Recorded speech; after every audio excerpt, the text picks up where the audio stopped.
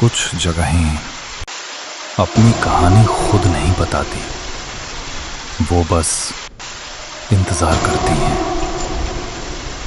और जो भी अंदर आता है वो कहानी का हिस्सा बन जाता है।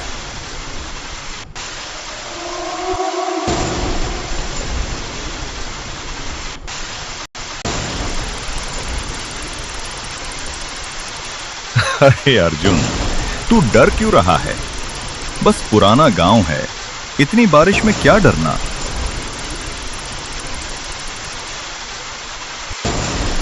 तूने देखा ना, वहां वह पुराना घर पूरा जर्जर, जैसे किसी ने इसे छोड़ दिया हो, और इस बारिश में कुछ तो अजीब सा लग रहा है। अर्जुन और विक्रम, दो दोस्त शहर की भीड़ से दूर गांव की सुनसान गलियों में रोमांच की तलाश में। पर कुछ जगहें अपनी कहानी खुद बोलती हैं, और कुछ कहानियां सिर्फ सुनाने वाले की नहीं होती, उन्हें महसूस करना पड़ता है। ओह संभाल, नीचे की ओर फिसलन है। वही घर, शायद रात रुकने का यही सही मौका है। सुन तो, ये जगह कुछ तो कह रही है। कह रही है कि अंदर आओ और डर जाओ। पुराने घरों की आत्माएं अक्सर धीरे धीरे महसूस होती हैं। पहले हवा बदलती है, फिर माहौल, और फिर किसी को लगता है कि कोई उसे देख रहा है।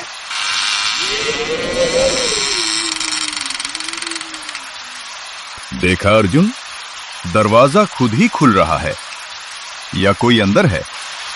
मुझे लगता है हमें पहले देख लेना चाहिए कि अंदर कौन है, कहीं कोई जानवर तो नहीं। घर सामने था, टूटी खिड़कियों से हवा गूंज रही थी, जैसे कोई भीतर से फुसफुसा रहा हो। विक्रम व अर्जुन घर के अंदर गए। घर के अंदर समय रुक सा गया था। हर चीज पर धूल की मोटी परत थी। कहीं दीवारें टूट चुकी थीं, कहीं लकड़ी सड़ चुकी थी। बस एक चीज जिंदा थी, सन्नाटा। यहां कौन रहता होगा? पूरी जगह तो वीरान है। फिर ये बर्तन, ये बिस्तर ऐसे लगे हैं जैसे कोई अभी गया हो। क्यों आए हो तुम यहाँ दोनों? विक्रम, विक्रम, तूने सुना? शायद हवा का शोर होगा। चल आगे देखते हैं। कुछ चीजें दिखाई नहीं देती, बस महसूस होती हैं, और जो महसूस होती हैं वो अक्सर पीछे रहकर तुम्हें देखती हैं।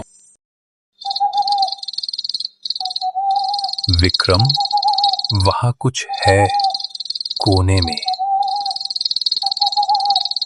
कुछ नहीं है अर्जुन, बस छाया है दीवार की। कल अधूरी कहानी।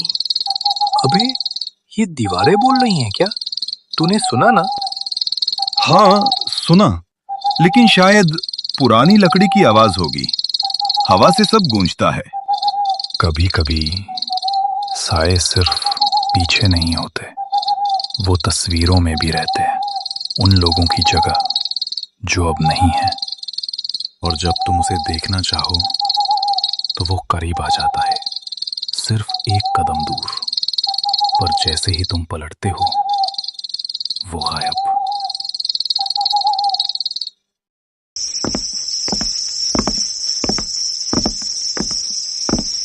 तुम लोग यहाँ क्यों आए हो? रात इतनी खतरनाक है। हम बस बारिश में फंस गए थे, आसरा चाहिए था। किसी का घर नहीं दिखा, बस यही मिला। ये घर सुनसान नहीं है, यहाँ कुछ रहता है जो देखता है, सुनता है और कभी कभी बोलता भी है। आपका मतलब कोई आत्मा? आत्मा नहीं बेटा, साया। जो चीज दिखती नहीं पर हमेशा यही है, और जो इस घर में आता है वो कभी पूरी तरह बाहर नहीं जाता। अगर कुछ सुनो तो जवाब मत देना, बस चुप रहना, वरना वो तुम्हारा नाम ले लेगा। पुराने घर की कहानियां, बूढ़े की चेतावनियां और उस साए की मौजूदगी सब मिलकर एक ऐसा डर बना रही थी जो दिखता नहीं था पर महसूस हो रहा था।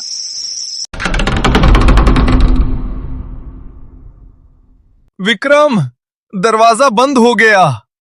खोलने की कोशिश कर, जल्दी। जब साया पीछा करता है तो रास्ते खुद बदल जाते हैं।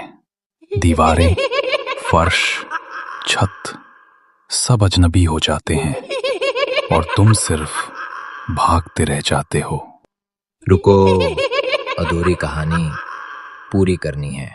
कौन सी कहानी? तू कौन है? कभी कभी सवाल पूछना सबसे बड़ा डर होता है। यहाँ शायद कोई रास्ता होगा बाहर का। तू पागल है क्या? ये जगह तो कब की गिर चुकी है।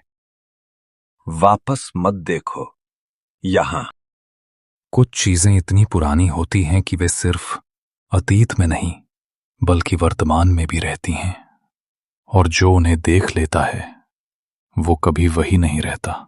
विक्रम गलती से पलटता है और साए की झलक देख लेता है। चेहरा धुंधला, आंखें खाली। नहीं, नहीं।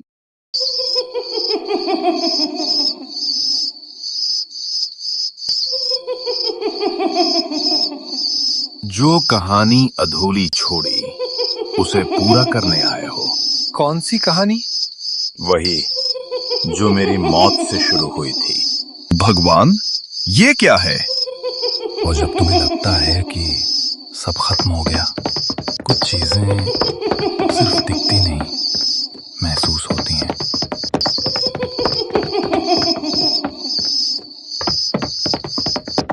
कभी कभी कुछ जगहें सिर्फ हमारी यादों में रहती हैं और कुछ हमारे डर में। विक्रम, साया तुम्हारे पीछे। कहते हैं कुछ साए मिटते नहीं, बस चेहरा बदल लेते हैं, और जो उन्हें देखता है वो खुद कहानी बन जाता है।